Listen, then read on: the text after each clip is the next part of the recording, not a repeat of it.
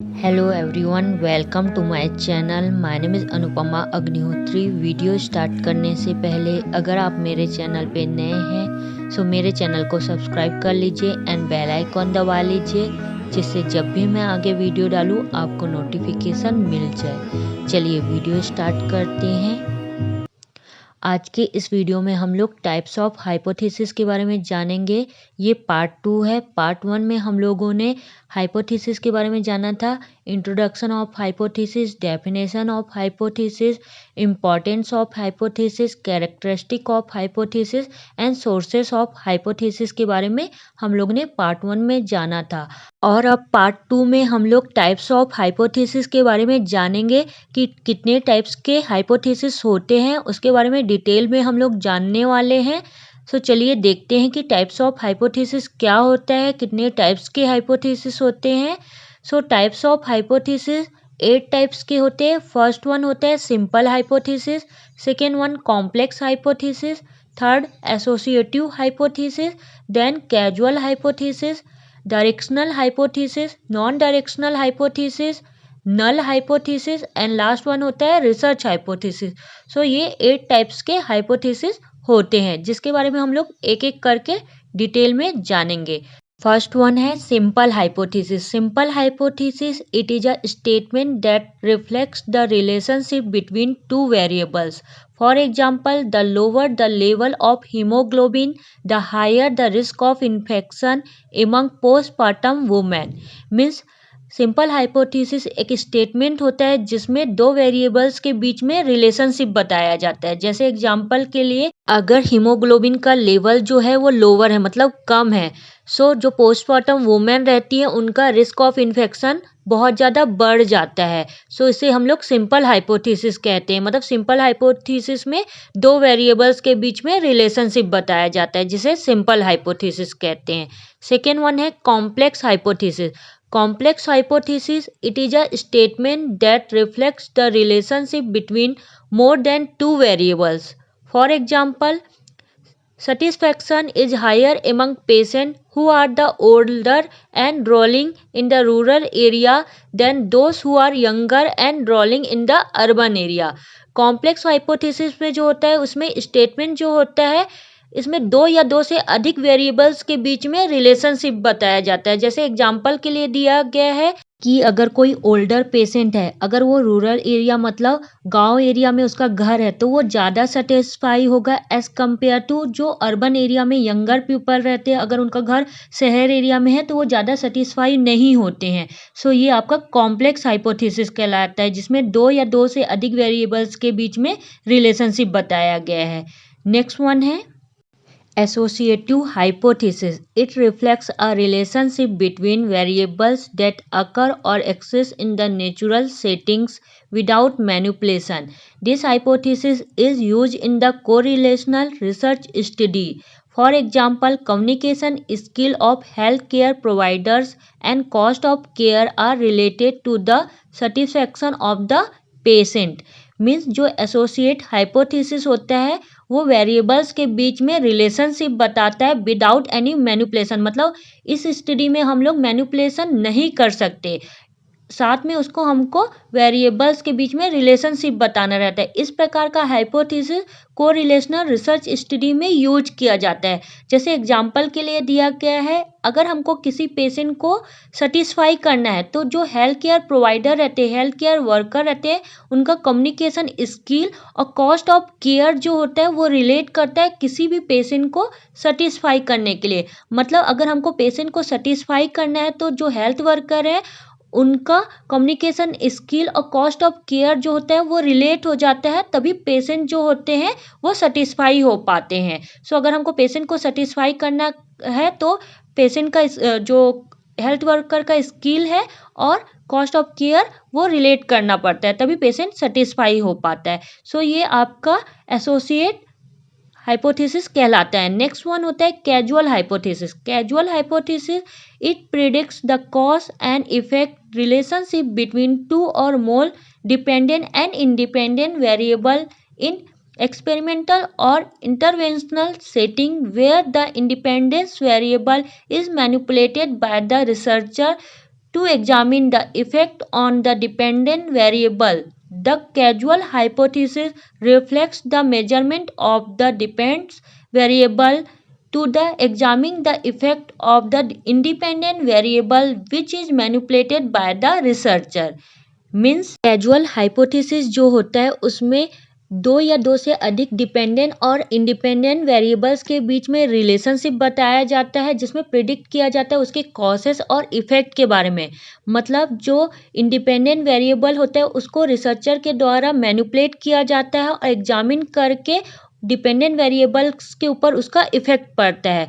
वहीं जो casual hypothesis होता है उसमें मेजरमेंट जो होता है वो डिपेंडेंट वेरिएबल्स का किया जाता है और एग्जामिन करके उसका इफेक्ट जो होता है वो इंडिपेंडेंट वेरिएबल्स के ऊपर होता है और उसमें रिसर्चर जो होता है वो मैनिपुलेट करता है।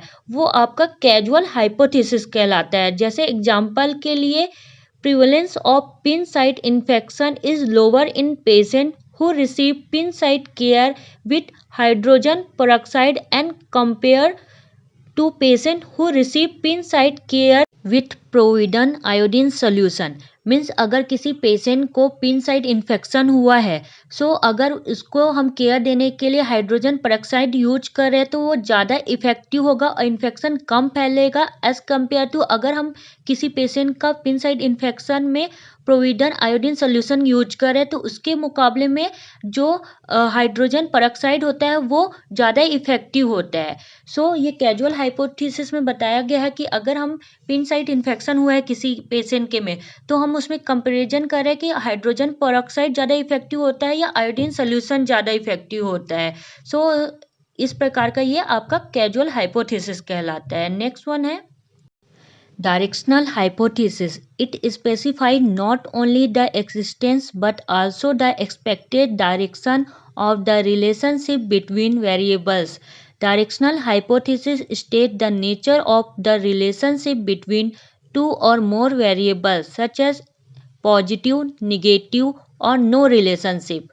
To express the direction of relationship between variables, the direction term are used to state the hypothesis such as positive, negative, less, more, increase, decrease, greater, higher and lower.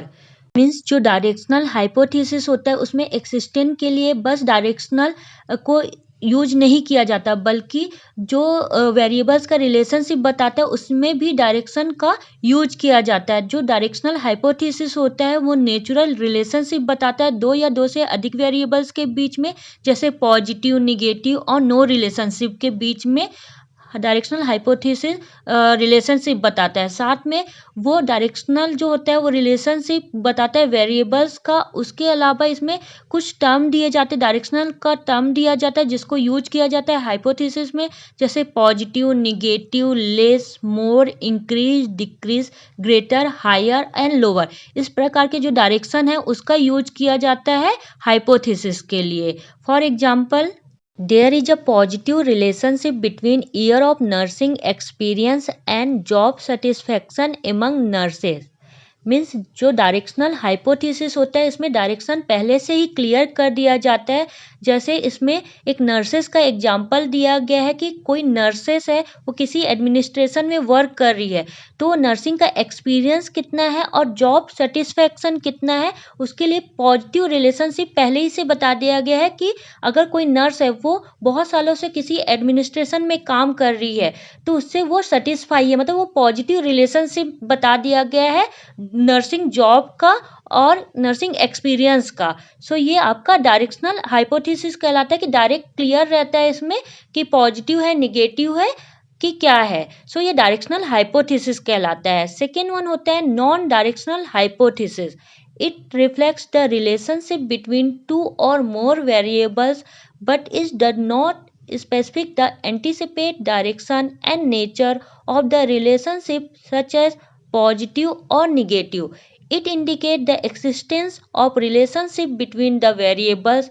For example, there is a relationship between year of nursing experience and job satisfaction among nurses. Means non directional hypothesis जो होता है इसमें दो या दो से अधिक variables के बीच में रिलेशनशिप बताया जाता है बट इसमें स्पेसिफाई नहीं किया जाता मतलब डायरेक्शन नहीं दिया जाता है कि ये पॉजिटिव रिलेशनशिप है कि निगेटिव रिलेशनशिप है।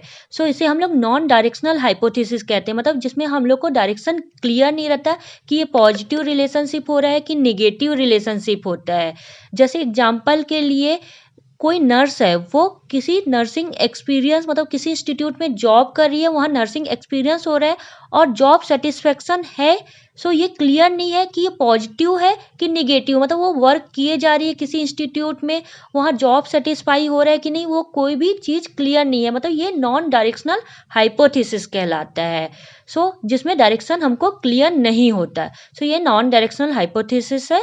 नेक्स्ट वन होता है null hypothesis. Null hypothesis, it is also known as the statistical hypothesis and it used for the statistical testing and interpretation of the statistical outcome.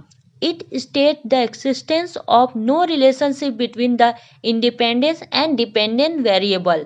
For example, there is a no relationship between smoking and the incidence of coronary artery disease.